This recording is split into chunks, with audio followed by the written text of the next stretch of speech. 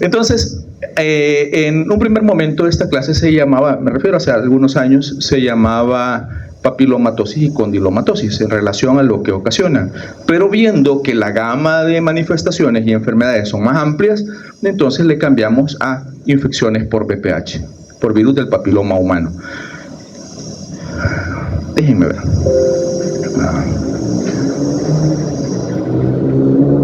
El VPH es un virus y por lo tanto es una infección viral, y al invadir la célula, lo que hace o lo que desarrolla el virus es la capacidad en esta célula de poder multiplicarse exageradamente, por diferentes razones. Esta multiplicación exagerada puede conducir a dos tipos de procesos, o uno, la formación de tumores, o dos, el inicio, podríamos decir, de un cáncer. No es la causa última, pero sí es la causa más importante de cáncer en algunos órganos de nuestro cuerpo. Los VPH, o los virus del papiloma humano, son virus que están limitados en las especies que infectan. Por lo tanto, a pesar de que haya muchos mitos en donde existe un VPH en un animal, difícilmente habrá el salto de especie.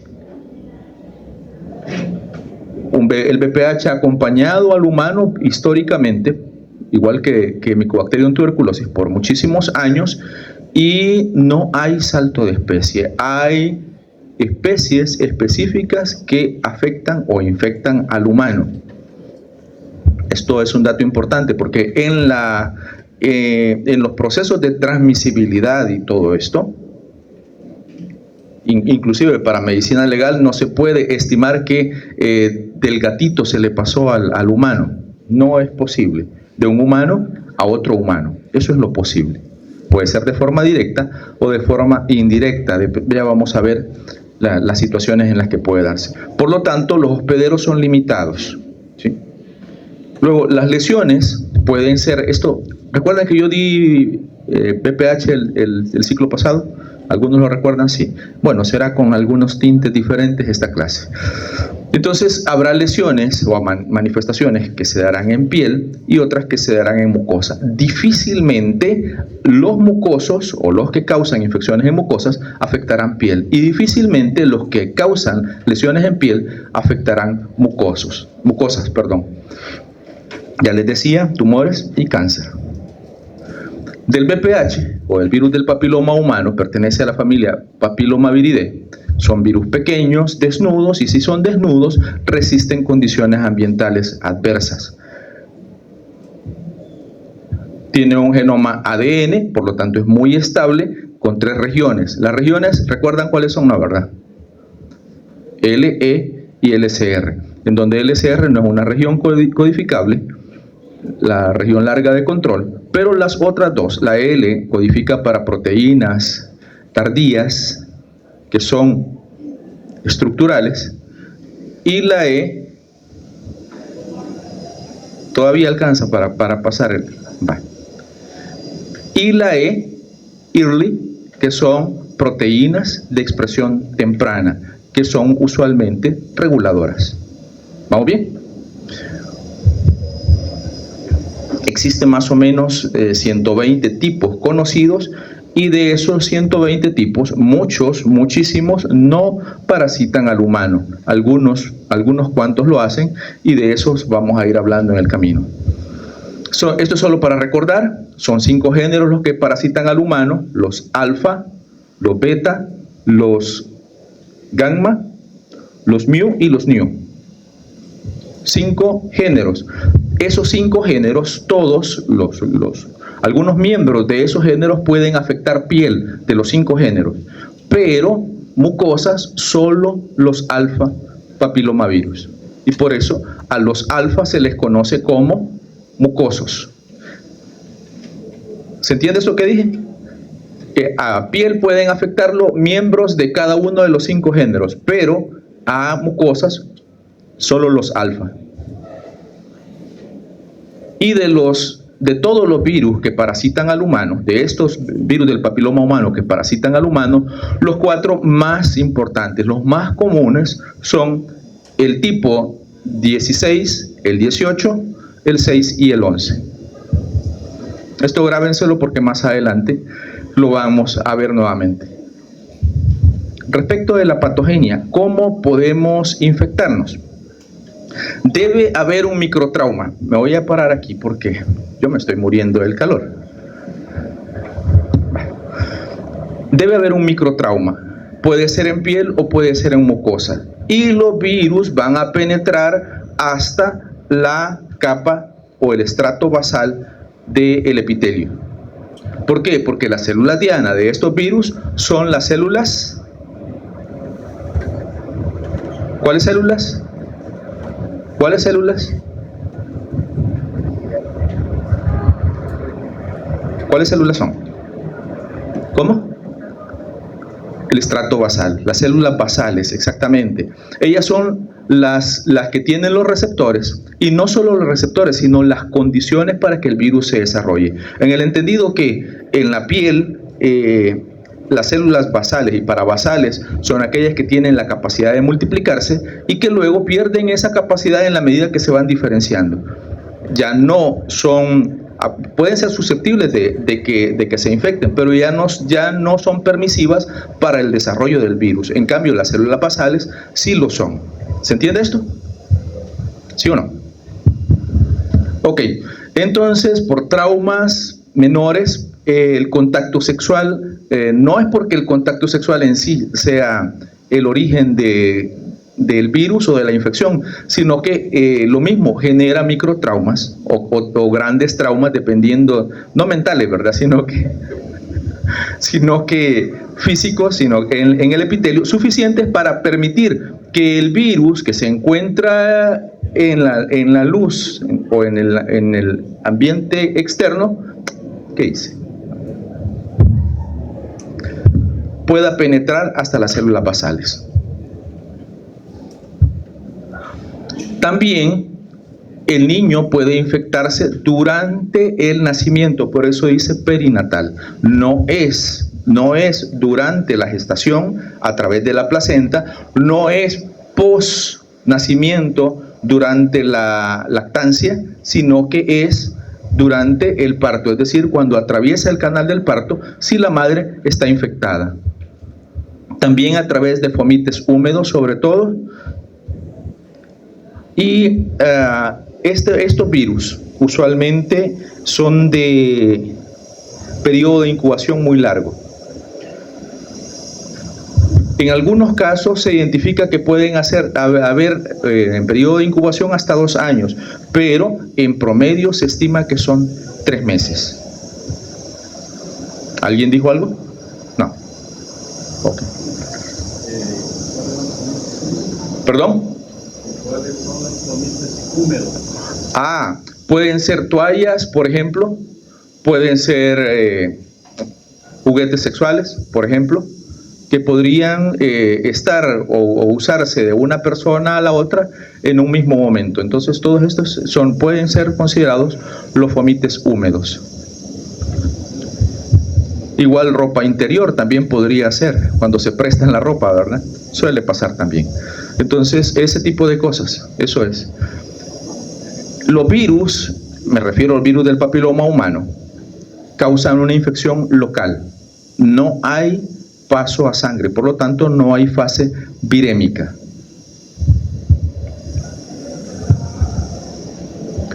Ya habíamos dicho esto, el tropismo es por el epitelio escamoso.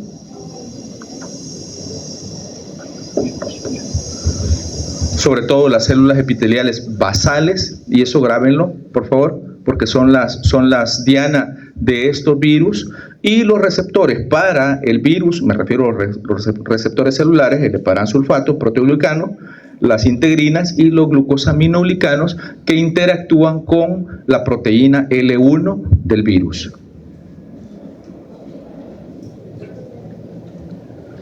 Esto es interesante. Normalmente las células basales son las que se multiplican, las que tienen capacidad para dividirse, o multiplicarse como quieran, de mitosis, y el virus las infecta a ellas. En la medida en que estas células van avanzando, van perdiendo, bueno, pierden su núcleo, pierden su capacidad de multiplicarse, se diferencian hasta células que no tienen capacidad de multiplicarse y más bien que se llenan de queratina y hacen impermeable la piel. Importante es que si el virus se desarrolla en estas células basales, tiene dos posibles caminos, como ya se los dije en el ciclo anterior. Uno es que el virus integre su genoma al genoma celular y por lo tanto genera infecciones no productivas.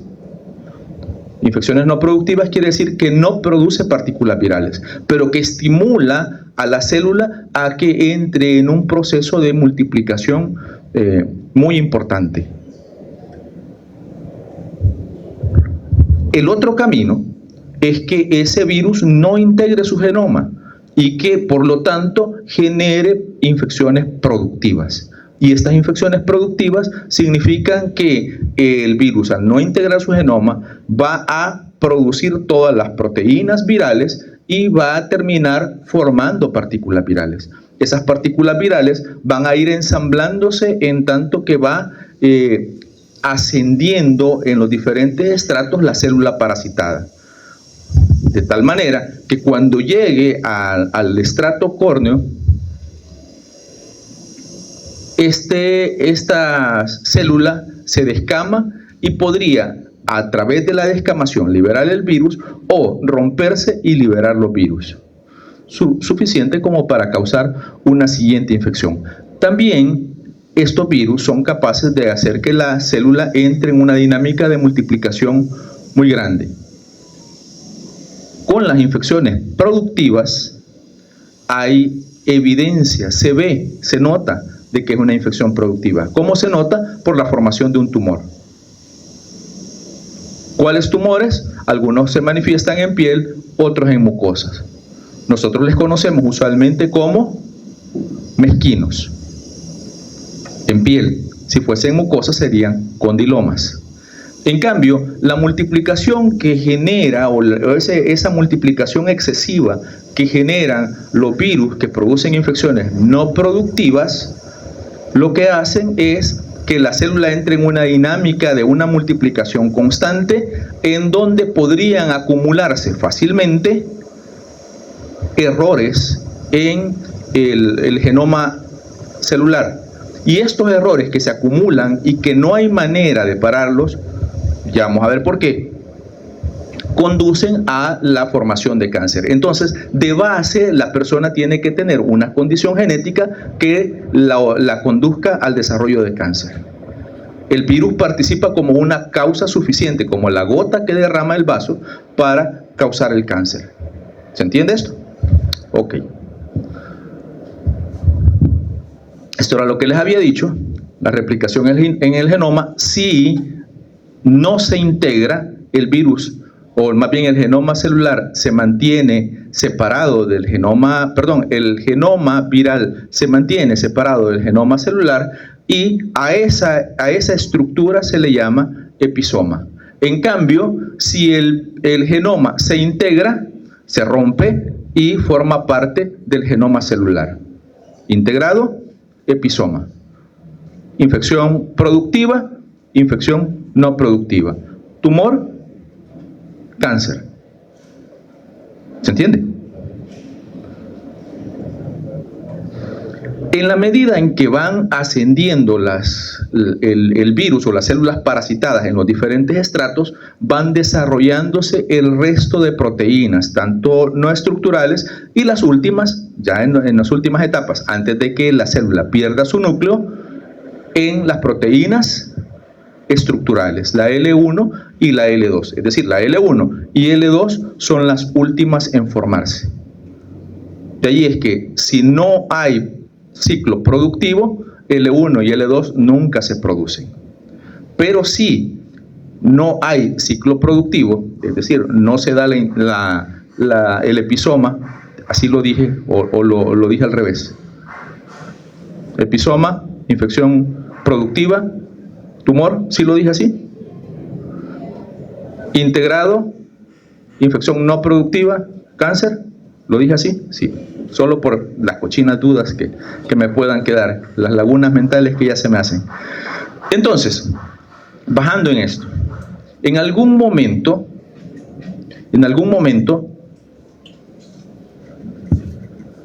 el virus tiene la condición de poder romper su genoma e integrarlo, o no romperlo y no integrarse.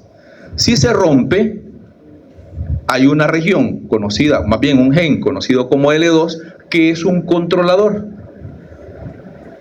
¿De qué? De la misma replicación. Esto me van a decir que soy como yo. No.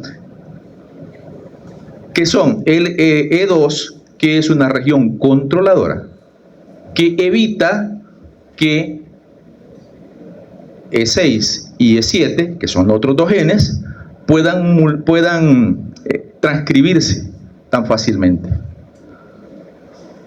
Cuando el genoma se rompe para integrarse, se rompe justo en E2. Y si se rompe justo en E2, quien controla la multiplicación, no es multiplicación, la transcripción de E6 y E7 ya no está. Por lo tanto, E6 y E7 se disregulan en su transcripción. En otras palabras, se da una transcripción exagerada de E6 y E7. ¿Sí? Quien controlaba la transcripción de E6 y E7, que son indispensables para el ciclo viral, ya no está. Por lo tanto, ahora E6 y E7 se transcriben en grandes cantidades, produciendo las proteínas respectivas, E6, que dependen del gen E6, y E7, que dependen del gen E7. ¿Estoy hablando en chino? Un poco. ¿A quién le hablo en chino? ¿Jocelyn? No. A vos, Benjamín. ¿Qué de chino? Japonés nada más. O filipino, que se acerca un poquito al español. Vale. Los genes E6 y E7 son los que se disregulan. Y ellos se transcriben de una forma exagerada. ¿En qué se van a transcribir? En ARNs E6 y ARNs E7, que van a terminar conduciendo a la síntesis de proteína E6 y proteína E7. El resultado de la disregulación de E6 y E7, de los genes me refiero, es que va a haber una gran producción de proteínas E6 y E7. E6 va a actuar sobre P53, que es una proteína que normalmente conduce a apoptosis. ¿Bajo qué condiciones? Si la célula tiene alguna alteración en el genoma que no es compatible con la vida o que es muy grande en relación a los errores posibles acumulados, P53 se activa, conduce a el proceso de apoptosis en la célula. Si E6 impide que actúe P53, esa célula, por más errores que acumule, no va a llegar a apoptosis.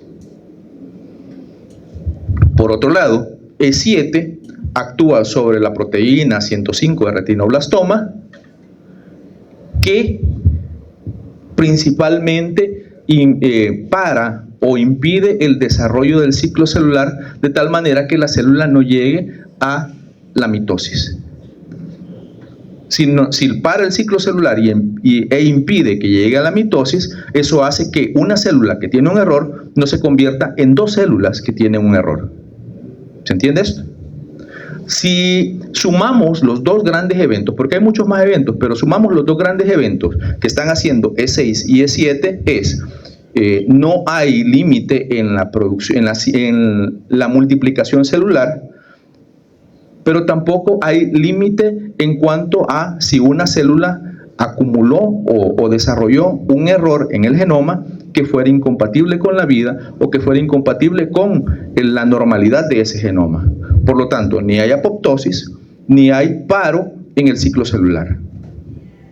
La célula se va a multiplicar infinitamente y va a acumular muchos errores. Esos errores en algún momento pueden conducir a la formación de una célula carcinogénica. y esa célula se va a multiplicar descontroladamente.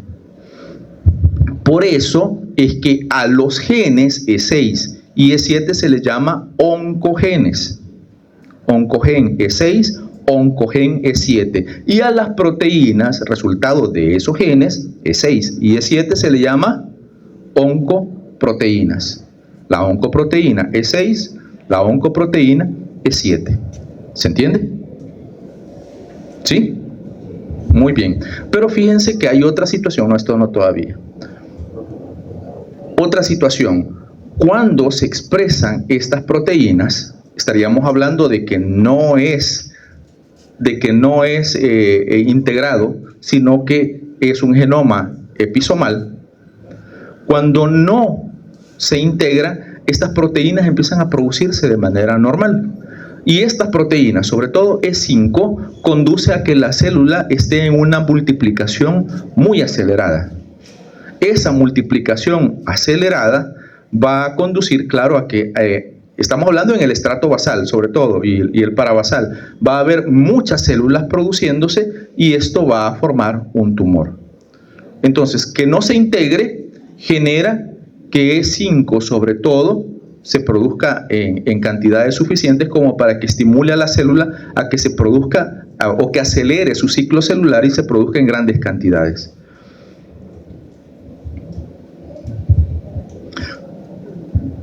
Si se produce E5, sobre todo, va a generar que haya infecciones que son líticas, es decir, que van a destruir a las células epiteliales parasitadas, pero que trae como consecuencia una proliferación alta no maligna, que se expresa o que expresaríamos viéndolo a través de verrugas o a través de condilomas.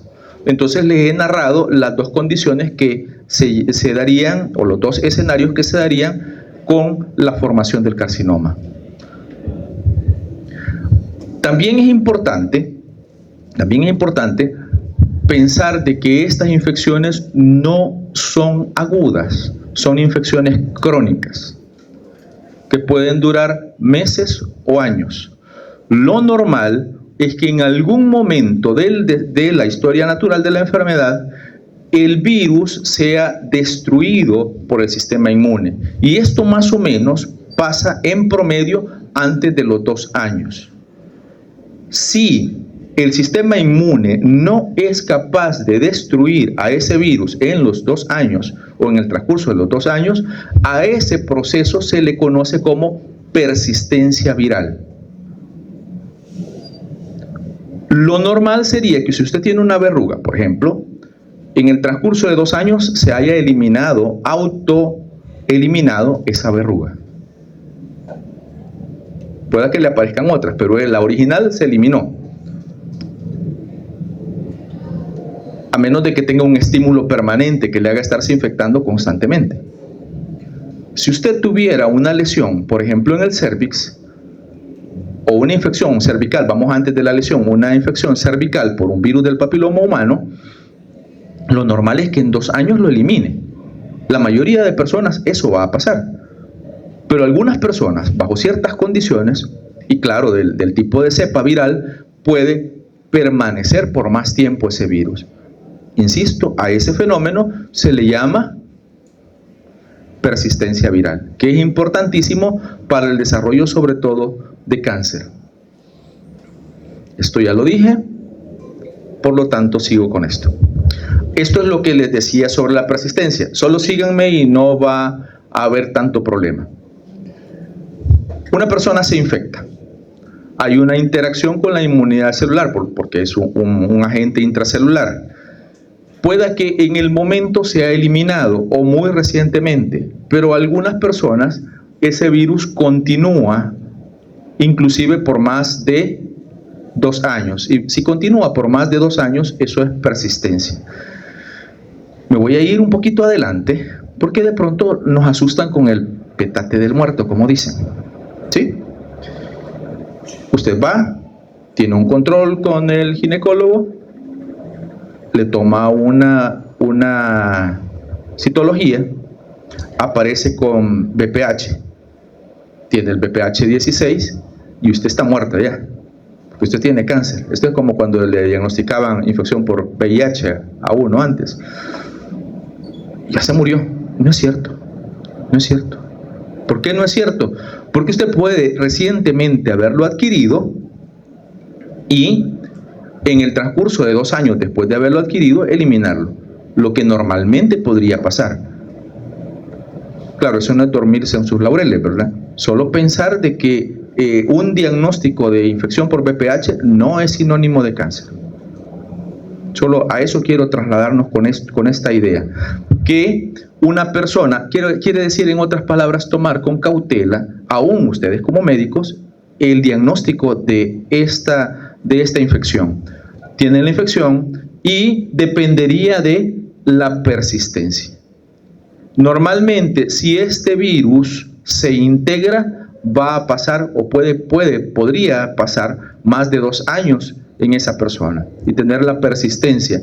Si se integra, esto es lo que ya hablamos, ¿qué va a pasar? Producción disregulada de E6 y E7 y por lo tanto E6 bloquea la acción de P53, E7 bloquea la acción de proteína de retinoblastoma o 105 de retinoblastoma y esto hace de que haya acumulación de la inestabilidad genética y por lo tanto puede progresar a cáncer.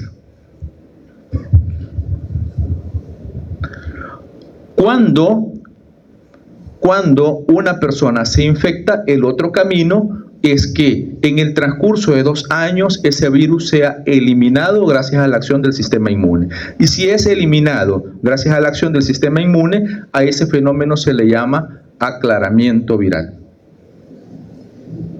¿Se entiende? Si permanece por más de 2 años, persistencia.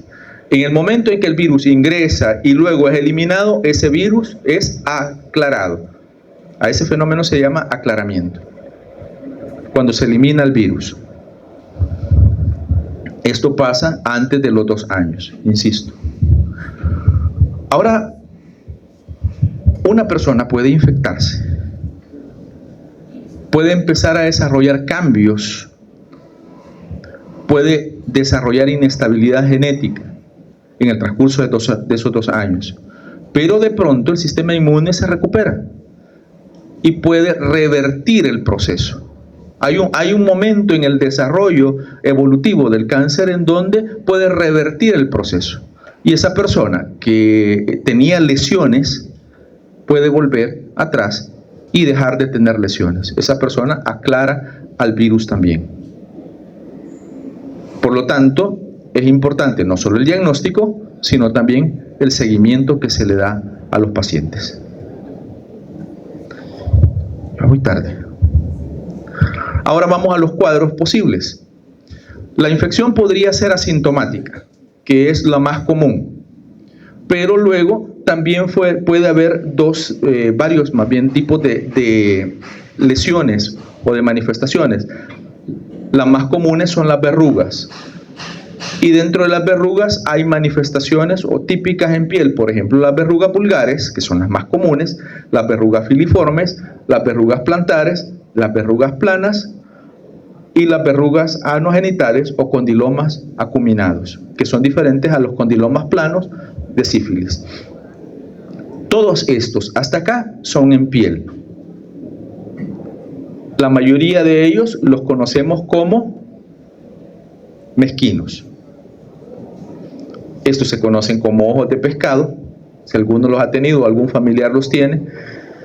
Y estas son las verrugas anogenitales, que en algún momento vulgarmente se les llama caballitos, si ustedes lo han oído. ¿Por qué le llaman así? Ni idea, pero bueno.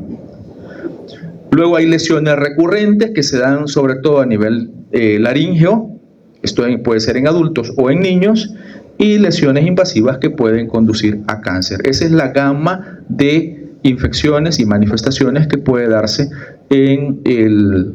por el virus del papiloma humano. Empezamos con las verrugas vulgares, los mezquinos, que suelen ser pápulas elevadas, callosas o verrucosas, que se proyectan hacia el exterior y por eso se dice que son exofíticas, usualmente tienen el mismo color de la piel, del entorno, pero podían ser levemente más claras. La superficie es rugosa y en algunos momentos o en algunas lesiones da el aspecto como de coliflor, y que son más frecuentes en las manos, sobre todo en el dorso de los dedos, en el dorso de la mano, que es más típico, y los tipos más comunes son el 2 y el 4. Esto no lo voy a preguntar, pero igual lo digo. Hay una modificación a las verrugas vulgares que se conocen como verrugas filiformes por el aspecto filamentoso que tienen estas verrugas.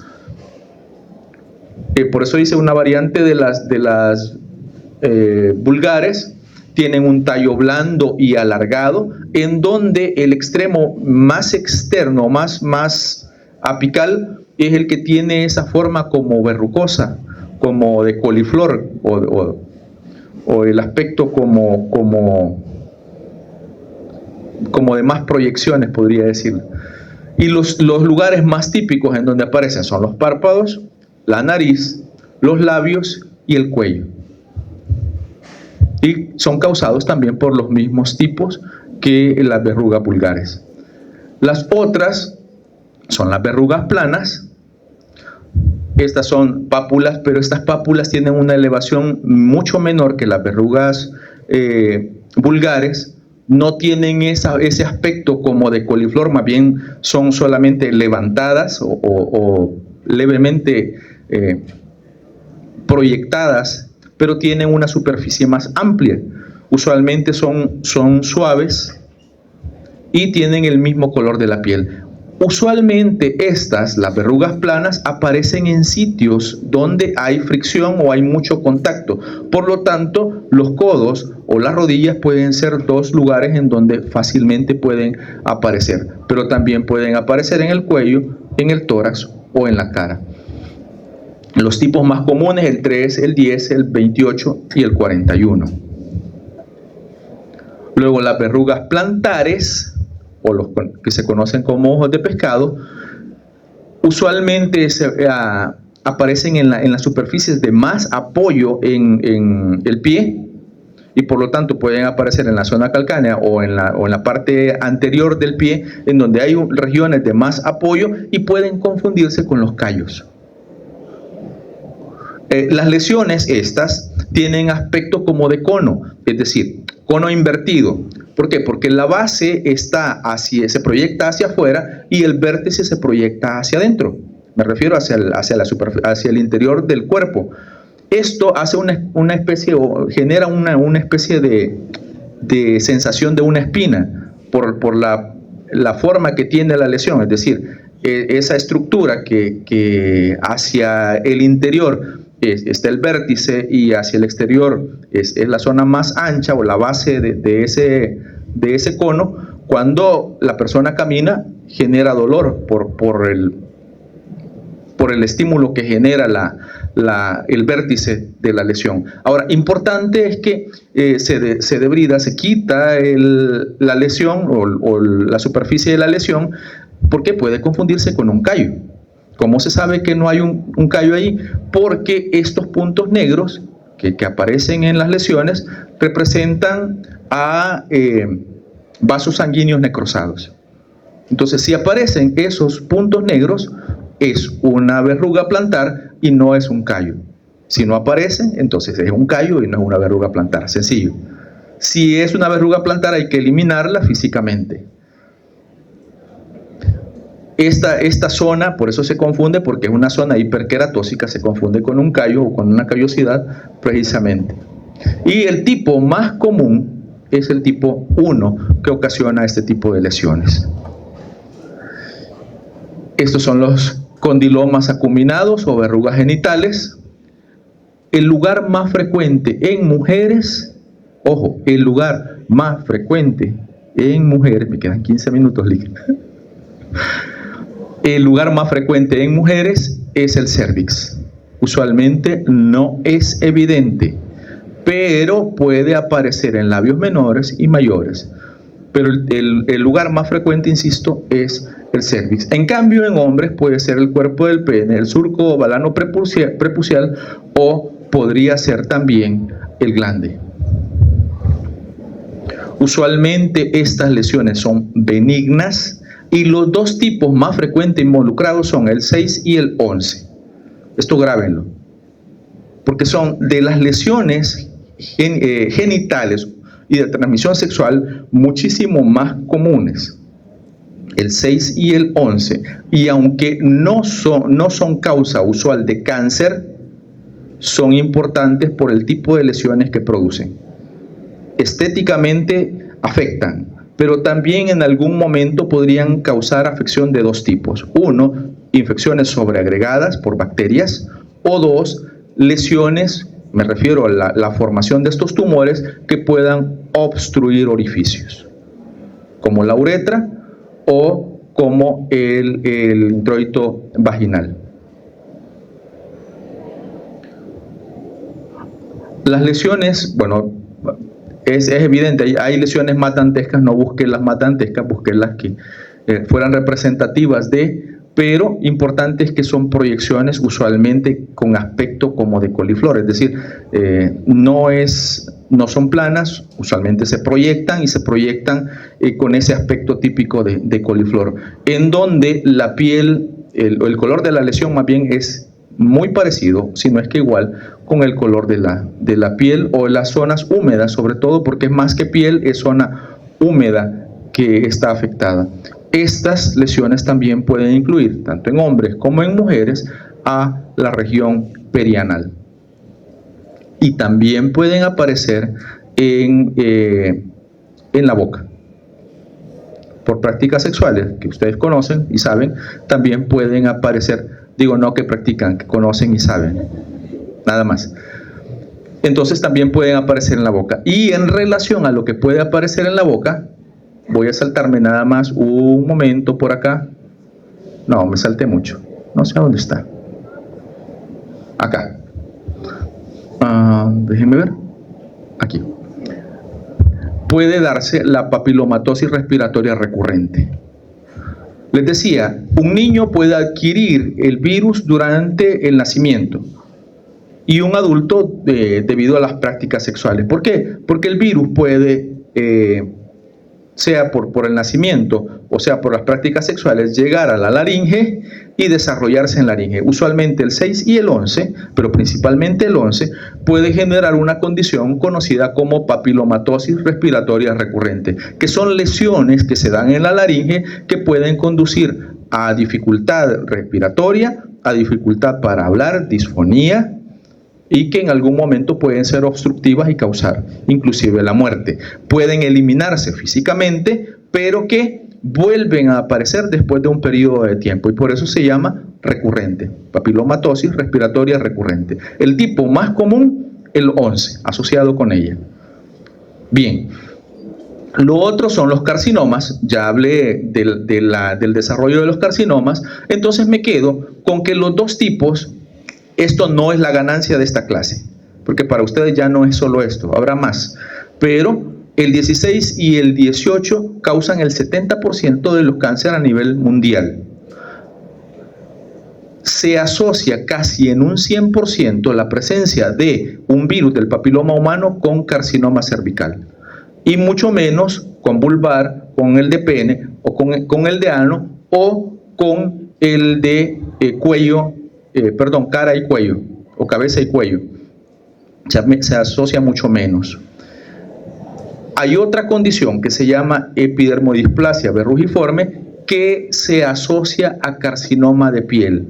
Es decir, esto que estamos viendo acá arriba es carcinoma en mucosas y esto es carcinoma en piel. Y hay virus del papiloma humano que pueden ocasionar carcinoma de piel, pero no son los típicos que nosotros conocemos causantes de las verrugas vulgares, sino que se asocian a una condición genética de un individuo, que es la epidermodisplasia verruciforme, y que genera carcinoma de piel de tipo no melanoma. En estas personas, los dos tipos más comunes, no son los únicos, pero los dos más comunes son el 5 y el 8.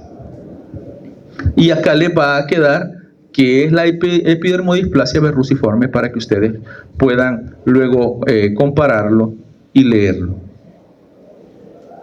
Esto es lo que les decía, la relación causal de BPH con diferentes tipos de carcinoma. El de cervix casi el 100%, pero en el de ano mucho menos, el vulvar y vaginal menos, el de pene menos, el de boca, y aquí podríamos hablar cabeza y cuello muchísimo menos, porque hay otros agentes involucrados, y así. ¿Cuáles son las complicaciones posibles de las infecciones por el virus del papiloma humano? Por ejemplo, si vemos los condilomas acuminados, que quizás nos permitan como describir esta situación, puede haber prurito. Al intentar, esto es para todos, eliminarlos, puede haber hemorragias que pueden ser graves, pueden ser severas.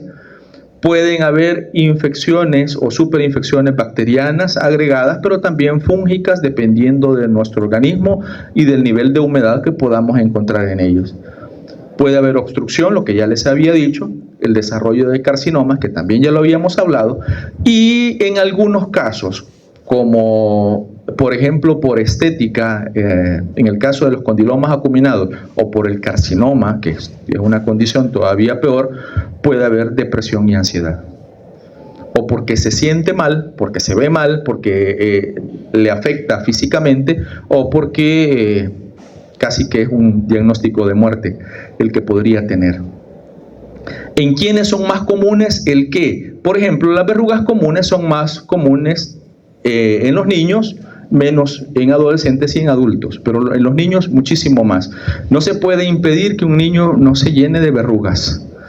Si el niño que tiene verruga, me refiero que tiene un mezquino, va, corre y deja la piel en esta superficie, el niño que viene atrás de él viene recogiendo con su cuerpo lo que dejó el otro. Eso pasa con los niños, entonces no se puede evitar físicamente. ¿De acuerdo? Tengo 9 minutos. Sí. Las verrugas plantares son comunes en adolescentes y adultos. Luego se adquieren por contacto directo. Casi todas se adquieren por contacto directo, sea sexual o sea lesión con piel, y sobre todo piel que esté afectada. Y la inoculación del virus se da en pequeños traumatismos o pequeños traumas.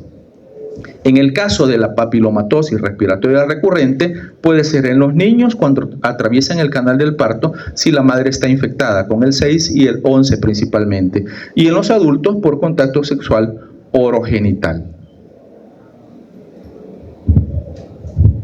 La transmisión de los condilomas acuminados definitivamente es sexual, es por contacto sexual, y es por contacto directo con las lesiones. A veces es evidente, un hombre o una mujer puedan tener lesiones, pero si la mujer tiene las lesiones en el cérvix no es evidente, y por lo tanto puede ser o transmitir más fácilmente la lesión al hombre. Las infecciones por BPH son de las más comunes de transmisión sexual y andan alrededor de los 660 millones de infecciones genitales de BPH por año. Se estima que alrededor de más de 300 millones de personas portan el BPH, y sobre todo el hombre. Como sea, sobre todo los mucosos, el hombre puede servir como una especie de vector del virus, porque el hombre puede acumular, como todos, alrededor de 2 años un virus sin alguna manifestación, y puede acumular de varias mujeres, por ejemplo, virus. Puede acumular diferentes cepas de un mismo virus, del virus 16, por ejemplo, pero también diferentes tipos. Y una mujer que recibe el coito, en este caso, también puede recibir varios virus de esa persona, de ese hombre. Y esto es un dato relacionado con la edad. Es más típico, sobre todo, infectarse antes de los 25 años. Y en la medida en que va envejeciendo, va perdurando, va avanzando en el tiempo esa persona, va disminuyendo el índice de la infección. lo típico es que nos infectemos, lo más común, antes de los 25 años. La mayoría de población lo hace, y por eso lo de la vacunación en el tiempo antes de iniciar la actividad sexual, pero luego se da un pico nuevamente alrededor de los 50, 55 años más o menos. ¿Por qué? Porque aquellas personas que se infectaron, la mayoría va a aclarar, va a perder el virus, va a eliminar el virus, pero algunas lo van a mantener por décadas inclusive, y van a desarrollar las lesiones cancerosas del virus ya en último momento. Es decir, en etapas más avanzadas de la vida. Por eso es que hay muchas mujeres que desarrollan la enfermedad. Tengo 5 minutos. Pues, vaya. De acuerdo. Me aguantan entonces para otra vez.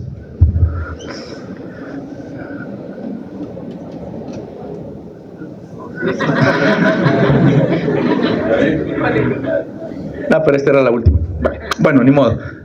Entonces, el miércoles continúo. Nos vemos, muchachos. Cuídense.